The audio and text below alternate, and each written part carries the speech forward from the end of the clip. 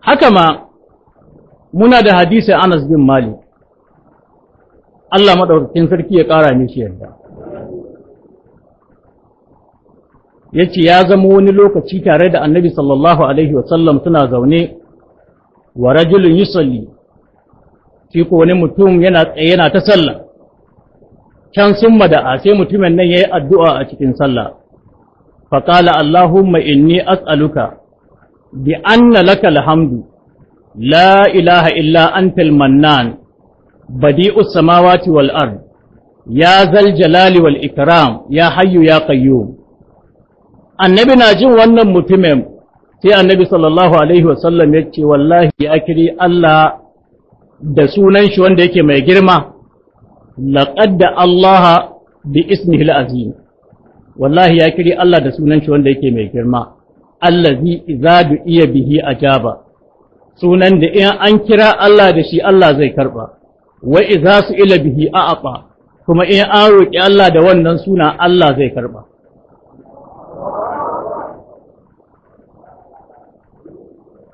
Wani hadisin ma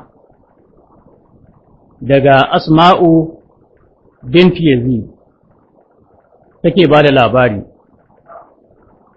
ta ce Annabi sallallahu Alaihi wasallam ya ce, Ismullahi al'azam fi hatin al'ayatain, sunan Allah mai girma Ismullahi al'azam yana cikin waɗannan ayoyin guda biyu. Na aya ta farko, wa ilahukum ilahun wahidun, la ilaha illa huwa rahmanur rahim. Aya ta biyu kuma, alif lam mim, Allahu la ilaha illa huwa al-hayyul qayyum. Imamu Tirmidhi ya zo da wannan hadisin. Don haka ismullahi al-azam wanda da an kira da Allah ya karba yana cikin waɗannan ayoyin kun? To shi ne aka samu wata ruwaya ta Ibn Majah, hadisi Hassan, hadisi mai lamba 3856 daga Abu Umama al-Bahili, Allah maɗaukin sarki ya ƙara mishi yadda.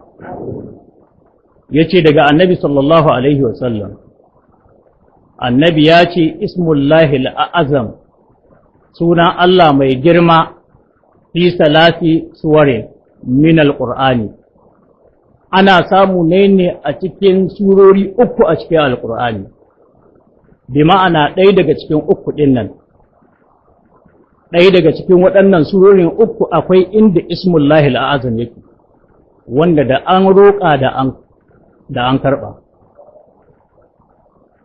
Ya ce na farko al-Baqara, ita ce suratul Baqara, wa Ali Imran, da kuma suratu Ali Imran, wa Taha, da kuma suratu Taha.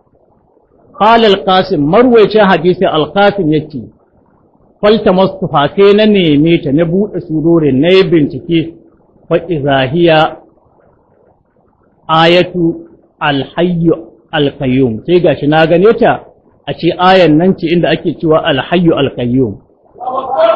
Shine alif lam mim Allahu la ilaha illa huwa al-hayyul qayyum. Yace to sai gashi ya bincike ya gano ashe wannan ayat ce. Don haka kama dare can ƙarshen dare kai ta salloli, in ka gama daga hannu karanta wannan ayar sake maimaitawa, yi ta karantawa, roƙi Allah abin da kake bukata. Ba mamaki ma kai baka kai kanka nesa ba, kana roƙo ya Allah ya baka aiki ko da na teaching ɗin firamare ne.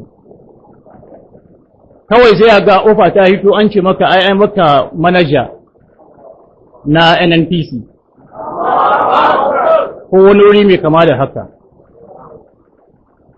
Inna zalika ala Allah yasir, babu abin da yake buwayar Allah.